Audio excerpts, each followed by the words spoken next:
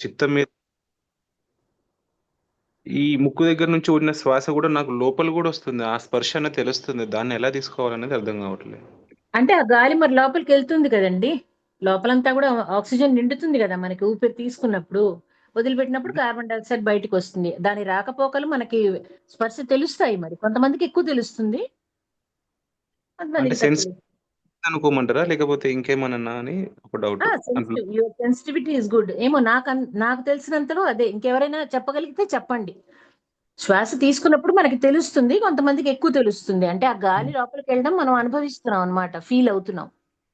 ఇంతకు ముందు ఎప్పుడు లేదు కానీ నిన్న ఈ రోజు మరీ ఎక్కువ ఉంది. మీరు ఎప్పుడైతే ఇంకా కాన్సన్ట్రేషన్ ఎక్కువ చేపించారు కదా, ఆ అది క్లియర్ లోపల గొంతు వరకు కూడా తెలుస్తుంది అనమాట. ఇది ఒక అదే ఫ్లో ఆ లో తల్లి వెళ్తుంది. చెప్పండి, మనం ఆ తల్లి మన దగ్గర మనతో ఉండి చేయించుకుందంతే. మనందరినీ ఆ స్థితికి తీసుకెళ్ళడానికి ఆవిడ బాగా ఇవాళ ఎక్కువ అనుభవించామంటే మన స్థితి ఇవాళ అలా ఉందన్నమాట, దానికి తగ్గట్టు.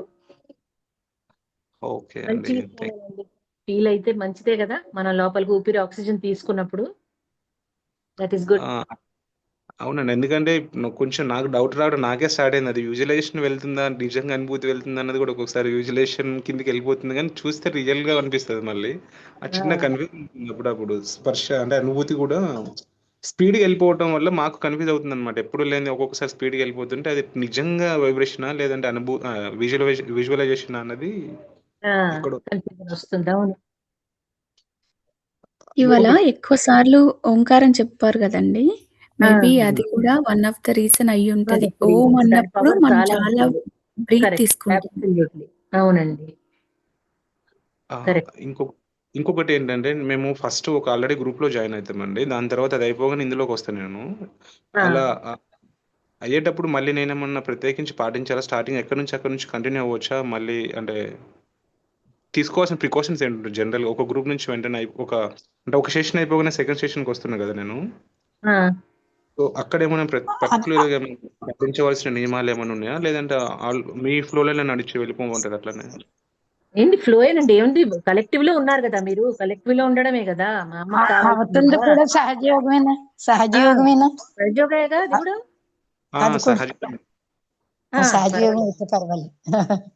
సహజయోగ అయితే పర్వాలేదండి. మీరు ఇంకా కలెక్టివ్ లో ఉండడం కంటిన్యూ చేస్తున్నారు, so that is good. No issues. First time collective join అయినప్పుడు మీరు, if you want to feel more vibrations, మీరు ఫుడ్ సోక్ చేసి కూర్చోండి, అది శ్రేయస్కరం. ఆ, అంటే బాగా వైబ్రేషన్స్ ఫీల్ అవ్వడానికి మనం క్లియరెన్స్ చేసి కూర్చుంటే ఆబ్వియస్లీ మనకి బాగా అనుభూతి వస్తుంది కదా.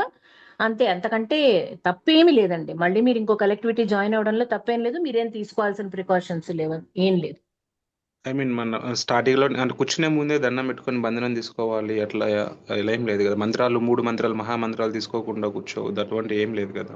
ఏమీ లేదండి, అలాంటి కండిషనింగ్స్ అసలు అయినా ఈ గ్రూప్ లో కూడా మనం తీసుకుంటున్నాం కదా మహామంత్రాజు. అంటే నేనొచ్చేలోపు ఆఫ్ వెళ్ళిపోతారనమాట మీరు. నేను ఒక గ్రూప్ నుంచి Absolutely no problem, Andy. When you join a collectivity and the collectivity is already in సహస్రార, అంటే మేము ఆల్రెడీ కుండల్ని జాగృతి పరిచి సహస్రారంలోకి తీసుకెళ్లి ముడి వేశాం కదా. When you join this collectivity, you need not take Bandhan. You are already in this collectivity which is already in సహస్రార. ఇది శ్రీ మాతాజీ చెప్పారు. మధ్యలో వచ్చినప్పుడు మనం మధ్యలో వెళ్ళి జాయిన్ అవుతాం కదా ఒక్కొక్కప్పుడు, అప్పుడు మనందరం బంధనలు తీసుకోవడం మొదలు పెట్టక్కల. ఎందుకంటే మనం ఆల్రెడీ సహస్రారంలో ఉన్న కలెక్టివిటీలో just we're merging with them. So automatic గా జరిగిపోతుందిట. అంటే నేను విన్నది. ఇంకెవరికైనా ఏదైనా తెలిస్తే తప్పకుండా చెప్పండి, మనందరం తెలుసుకుందాం. ఇది నేను అమ్మ స్పీచ్ లో విన్నాను. మధ్యలో వచ్చినప్పుడు బంధన్లట్ట తీసుకోకూడదు, అవసరం లేదు. Already that collectivity is in Sahasrara, so your Kundalini will automatically come to Sahasrara. ఇంకెవరైనా ఓకే. ఏదైనా విన్నట్టయితే ప్లీజ్ చెప్పండి.